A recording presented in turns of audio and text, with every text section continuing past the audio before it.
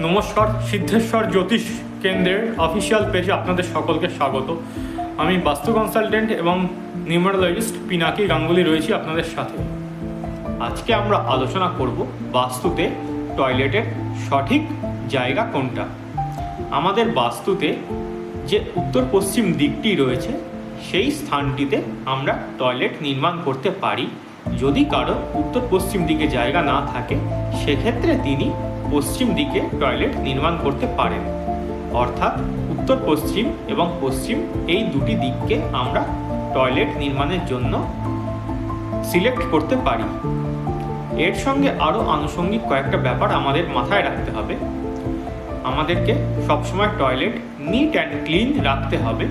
প্রয়োজনে টয়লেটে সুগন্ধি দ্রব্যের ব্যবহার করতে হবে এবং টয়লেট যেন ড্রাই থাকে সেটা আমাদের দেখতে হবে।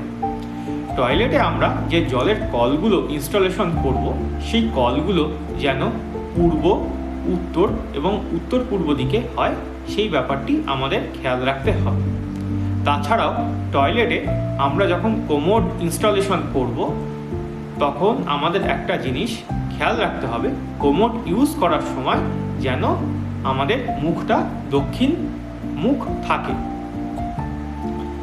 এবং আরও একটি ব্যাপার পরিশেষে বলে রাখা প্রয়োজন, টয়লেটের ভেতরে যেহেতু প্রচুর পরিমাণে নেগেটিভ এনার্জি থাকে তাই আমাদের সবসময় টয়লেটের দরজা বন্ধ করে রাখতে হবে।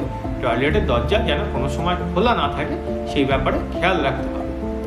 আজকে এই পর্যন্তই, ভিডিওটা আর বাড়াবো না। যদি ভিডিওটা আপনাদের ভালো লেগে থাকে অবশ্যই লাইক, শেয়ার, কমেন্ট করবেন। পরবর্তী ভিডিও নিয়ে আবার চলে আসবো যথাসময়। আজকে এ পর্যন্তই, নমস্কার।